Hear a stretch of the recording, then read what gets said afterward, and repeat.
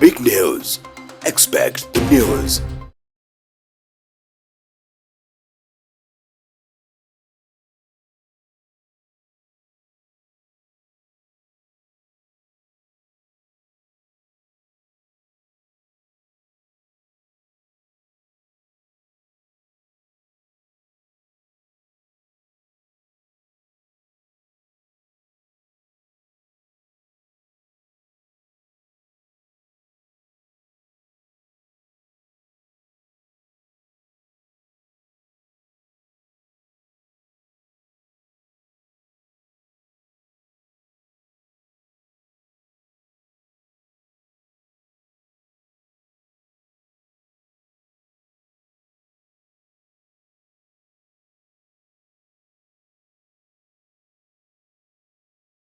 මේ කරපු වැඩසටහන නම් හොඳයි. මොකද මම ආබාධිත වෙලා මම අවුරුදු 25ක් වෙනවා.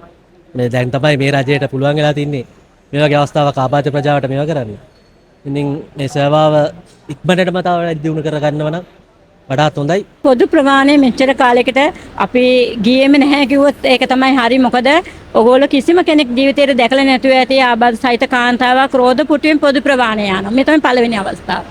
ඉතින් එවැනි සුවිශේෂී ක්‍රියාවක් කරපු මේ රජයට මම ඉතාමත්ම මගේ අදපිරි මම ස්තුතිය පුද කරනවා. මොකද මෙතුවක් කල් අපි පොදු ප්‍රමාණයෙන් නැතුව අපි වෙනම තමයි ප්‍රමාණ වලට ගියේ. ඒතර අපි ලොකු මුදලක් ගෙවන්න ඕනේ අවස්ථාවක් තියෙනවා. ගොඩාක් වෙලාවට අපේ රෝද පුටු නිසා එම වාහන වලට අපි නග ගන්නෙත් නෑ. යාළුවගේ වාහන ඩැමේජ් වෙනවා. ඒකල සමහර වෙලාවට අපි රෝද පුටු නිසා වැඩිපුර මුදල් ගෙවපු අවස්ථාවනුත් තිබුණා. මින් මත්තට සියලුම ආබාධ සහිත ප්‍රජාවට හරි සාධාරණ මුදලක් ගෙවලා අපිට ගමන් බිමන් යන්න පුළුවන් වෙන එක හරි වටිනවා. මොකද අපි ඇවිල්ලා සීමිත කියන්නේ ආදායම් තියෙන කොට්ටාසයක්. ගොඩාක් වෙලාවට ඉන්නේ අඩු ආදායම් ලාභින්. ඒගොල්ලන්ට බේත් ගන්න හරි ස්පිරිතාලයකට යන්න, පාසලකට යන්න, රජයේ ස්ථානයකට යන්න හරි හැම දෙයකටම පොදු ප්‍රමාණය යන්න බෑ. ලොකු මුදලක් අපි ගෙවලම යන්න ඕනේ නිසා අපි යන්නේත් නෑ.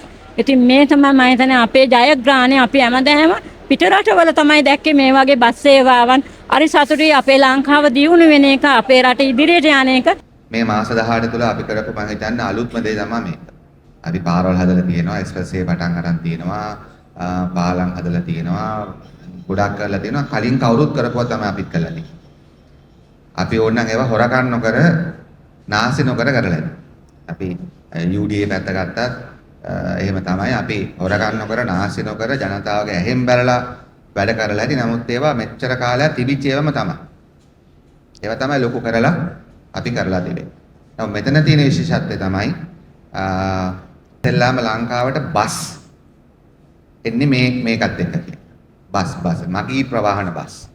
අර මේවා කොහොමද මේ ලොකු ඔය යන වගේ බස් ඒවා බස් තමයි. නමුත් අනිත් ඒවාට අපිට ඔය කී හිටියේ මොනවාද මේ ලොරි චැසි කියලානේ. අතර මගී ප්‍රවාහණයට සුදුසු නැති ඒවා. නමුත් අපි ඒවා අමතක කරන්න හොඳ නැහැ. මොකද ඒවත් අපි අවුරුදු දැන් 100ක් විතර තිස්සේ අපේ රට මෙතන එනකම් මේ බස් තමයි අපිට උදව් කරලා තියෙන. තව අවුරුදු 5ක් 10කුත් ඒවා තියෙයි. නමුත් ඇත්තටම මගීන්ට ලෝකේ දැනට තිබෙන තත්ත්වයට අනුව පහසුවෙන් ආරක්ෂා සහිතව හිරිහැරකින් තොරව ගමනාගමනයේ දෙන්න අවශ්‍ය කරන මගී ප්‍රවාහන බස් කියලා ගත්තොත් පළවෙනිම වතාවට තමයි මේවයින් තමයි එක පටන් ගන්නේ. අර ලොන්ග් ඩිස්ටන්ස් අර ලොකු බස් ටික අරුණා.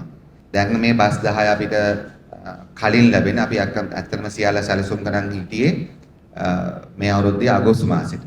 මෙට්‍රෝ එකේ බස් 100 එන්නේ අගෝස්තු මාසෙට. දැන් ඒක 104ක් කළා තියෙනවා. ඊට කලින් තමයි අපිට මේ බස් 10කුත් තව බස් 8කුත් ලැබෙන්නේ. 18යි 104යි ඒතර 122ක් තමයි අපිට මේ අවුරුදු තුල අපි බලාපොරොත්තු වෙන්නේ මේ මෙට්‍රෝ බස්. ඔකට පතුල පහත් වගේ අමාරු වචන කියන්නේ නැතුව ලෝ බෙඩ් වගේ කියන්නේ නැතුව අපි මෙට්‍රෝ බස් කියලා යනවා. 122ක් මේ වසර තුලදී ලැබෙනවා. මේකෙන් වෙන පළවෙනි දේ තමයි මෙතන මේ බස් වල මුලින්ම කියන්න ඕන මේක සියලුම මිනිස්යන්ට සුදුසු ඒවා. තමයි සුගත වසන්ත සවරට කිව්වේ දැන් සමහර වෙලාවට මේ බස් වලට ආබාධිතයට විතරක් කළ හිතයිද දන්නෙත් නැහැ කියලා මේ අනිත්යට යන්න බැරි වේද කියලාත් නිකන් හිතෙන්න පුළුවන්. මොකද පළවෙනි වතාවට මේ ආබාධිතය ගැන හිතලා බස් සේවයක් දාලා තියෙන්නේ. නමුත් එහෙම නෙමෙයි. ආබාධිතයට ප්‍රමුඛතාවය දෙනවා. අපි ඕන කෙනෙක්ට මේකේ යන්න පුළුවන්. ඒ වගේම මේ බස් වල නගර ආසන්නයේ යන නිසා කිලෝමීටර 40යි 24යි යන්නේ පළවෙනි බස් ටික. ඒතර බෑවත් හිටගෙන යන්න පුළුවන්. ඒ නිසා මේකේ හිටගෙන යන්නත් පුළුවන් 30කට වාඩිලා යන්න පුළුවන්. ඉතින් අර පොල් පටවන වගේ පටවලා යන්නේ නැහැ. Big news. Expect the news.